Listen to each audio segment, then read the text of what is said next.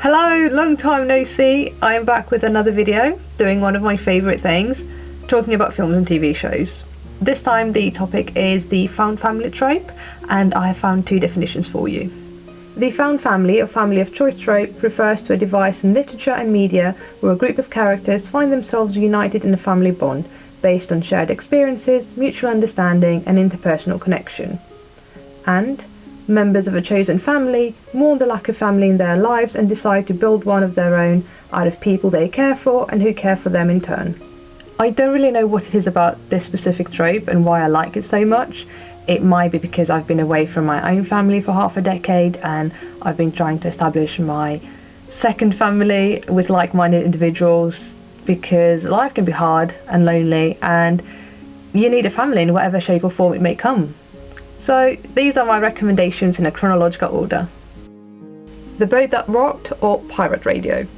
A band of rogue DJs that captivated Britain, playing the music that defined a generation and standing up to a government that wanted classical music and nothing else on the airwaves. Oh, I really like this film, it's so wholesome. If you like Richard Curtis films like Love Actually, Notting Hill, Four Weddings and a Funeral, About Time, then you'll probably like this one as well. It's set in the 1960s and it's about a bunch of DJs that live on a boat in the North Sea and they broadcast music 24/7. Quite a charming film, fun, nostalgic, with a great cast. It's interesting to see how all the characters interact with each other.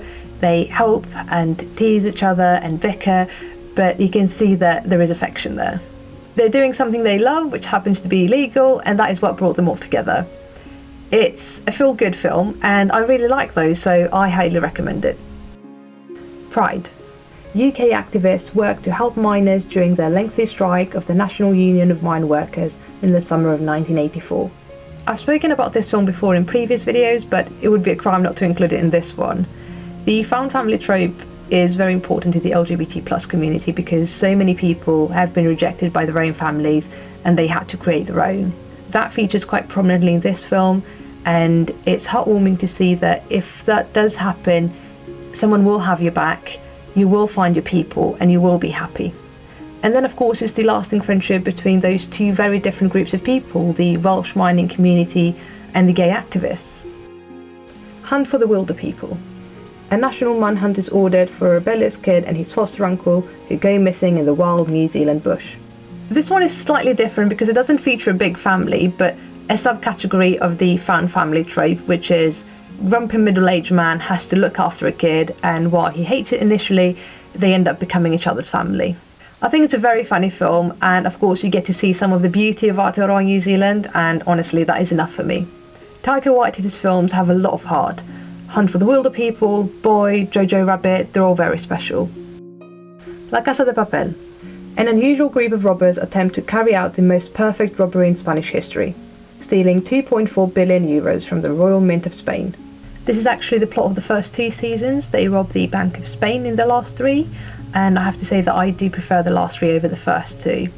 I don't particularly like the first two, which is why I got into it a bit later than everyone else, and I've only watched them like 3 or 4 times, but seasons 3 to 5, easily 60 times, maybe more.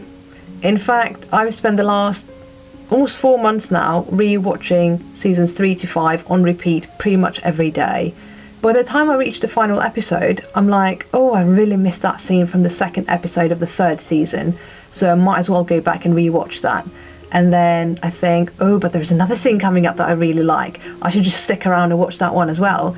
And I've been stuck in this loop for 4 months now, and I can't stop. Anyway, I do think that the found family trope is more prominent in the last 3 seasons because by then they are well-established characters. We know more things about their background, we know what kind of relationship they have with each other, they've been through many things together, so yes, you can tell that they are a big family. I could talk about this show forever, it's so special to me. I particularly love those emotional scenes between characters and when we get to know a bit more about their background. I love it so much. I feel very lucky because my favourite character has a lot of screen time, but it's never enough. I need to know everything about him and I will take every single crumb I can get. They could give me 20 hours of Rodrigo de la Serna just in character or talking about his character because he knows him, he understands him very well, and I would say thank you and ask if there's any more. What We Do in the Shadows ×2. Viago, Deacon and Vladislav are vampires who are struggling with the mundane aspects of modern life, like paying rent, keeping up with the chore wheel, trying to get into nightclubs and overcoming flatmate conflicts.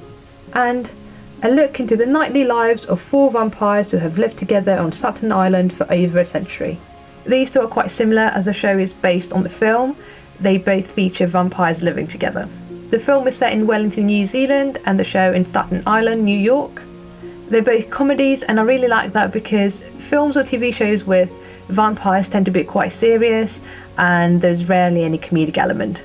What has brought them together in this case is the fact that, of course, they're all vampires and they're all trying to survive in a modern world, and I think they're both quite delightful and I would highly recommend them.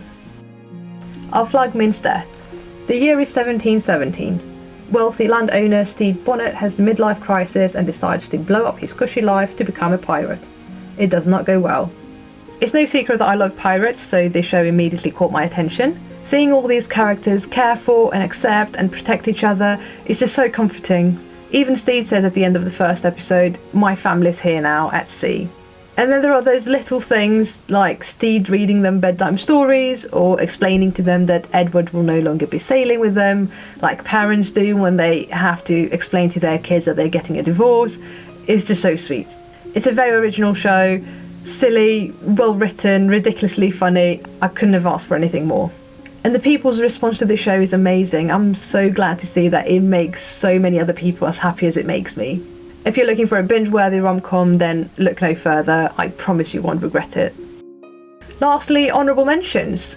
The Hobbit, The Lord of the Rings, Pirates of the Caribbean, Harry Potter. They all feature groups of people that have been united through shared experiences.